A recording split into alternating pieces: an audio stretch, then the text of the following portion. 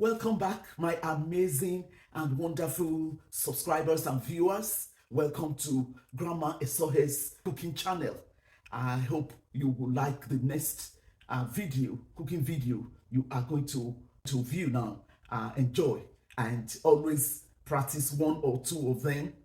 And please do not forget to like, share, comment, subscribe if you have not yet subscribed. Thank you. Enjoy.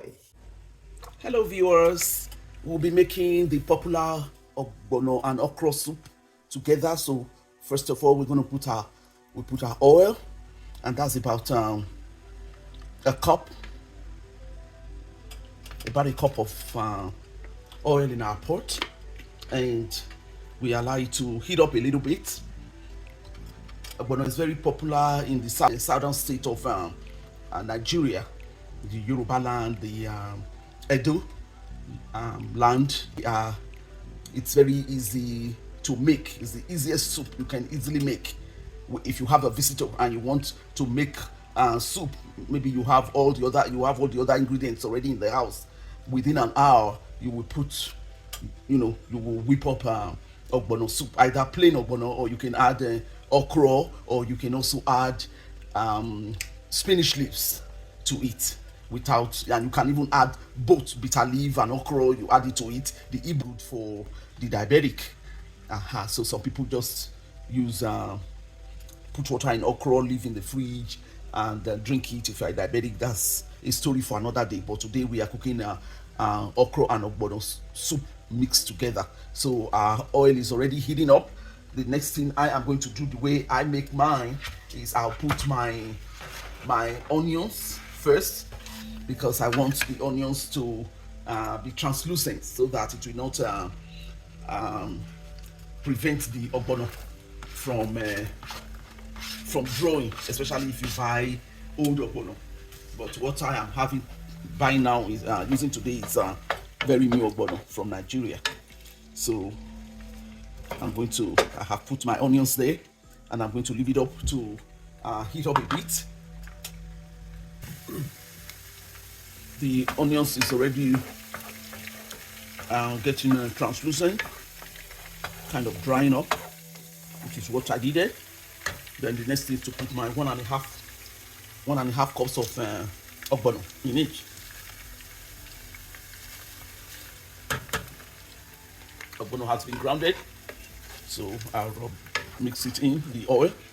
I do this to make the ogbono become smooth, so that it doesn't, the heat will heat it up, and those lumps of ogbono will melt, and it will become smooth without any lumps. So that's what I'm doing.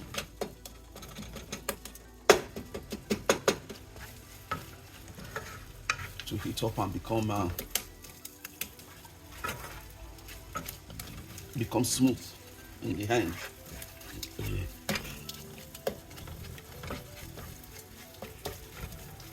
Become smooth. Next item to put in there now is my meat stock. About 2 cups of meat stock. I might still need more water later. In that case, I'll just add plain water. So you see, no lump in the ogbono. It's now smooth with the meat water. Then the next thing I'm going to, if you have any raw meat at this time, you're going to now add it.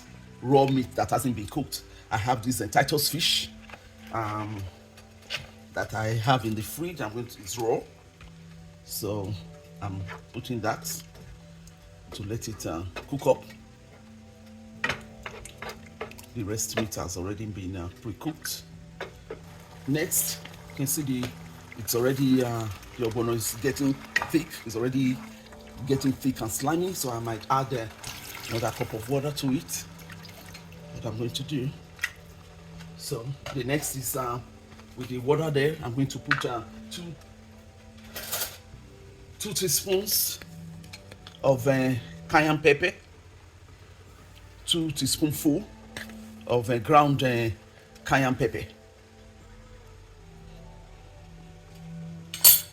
Then the next is my Bodolon cubes. nut cube. I'm going to put 2 of them, and that means 2 nut cubes, totaling 4 cubes. All right.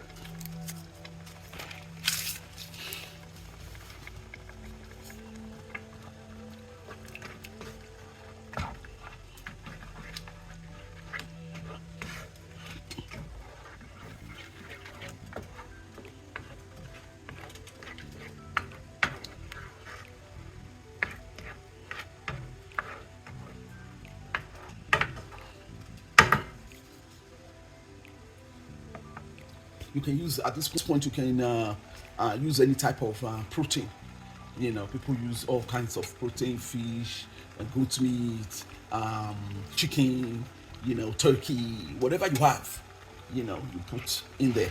Then the next that I'm doing, I'm putting a cup of crayfish, grounded crayfish in it. 1 cup. That's straight in it.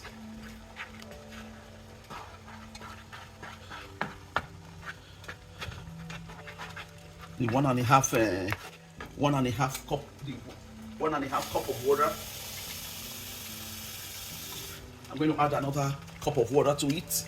So that means we have already added 4 right now. 4 cups of water. The 2 cups for the meat water, and then another extra 2 cups. Ogbono, when it's been heated, it's voluminous, and especially if you are cooking for a big family of 6. 1.5 cup of ogbono is a lot. So at this point, I'm now going to add my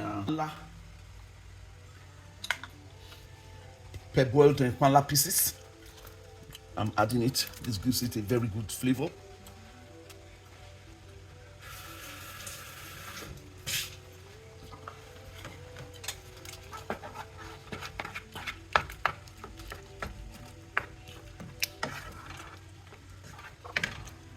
This for salt. I'm going to add just a little bit. If you notice, I put the Maggi first before adding salt.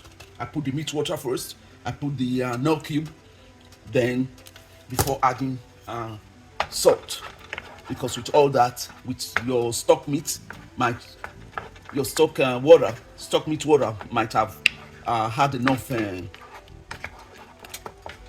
salt in it. There's nothing as bad as if you have excess salt in soup.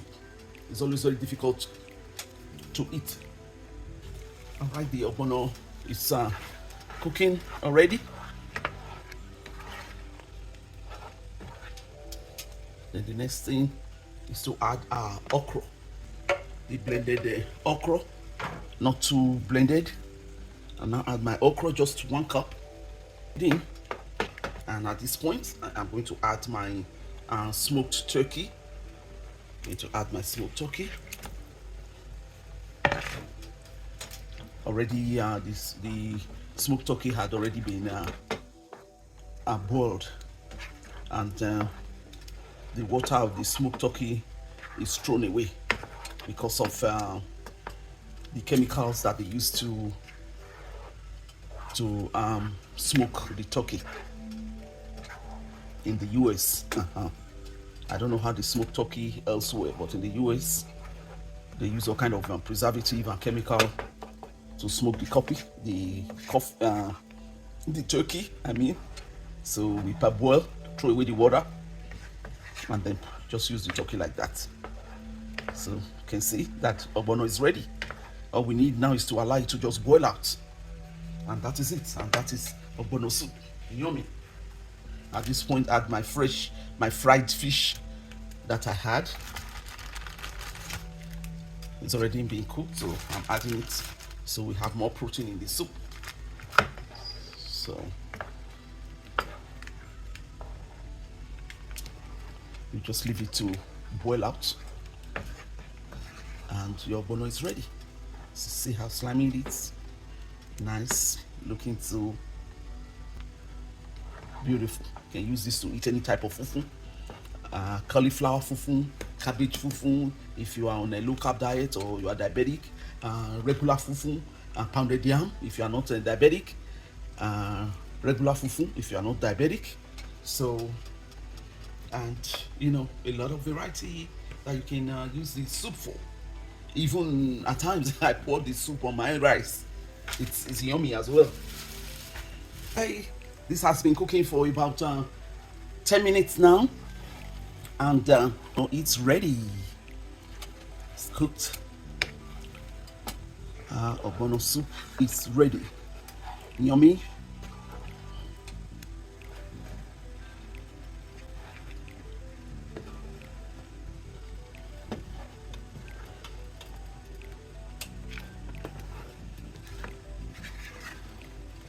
And that's the ogbono soup, ogbono and okra. Thank you for watching. Please subscribe, share, like, and put on your notification bell so that when I upload another video, you will be the first to see it.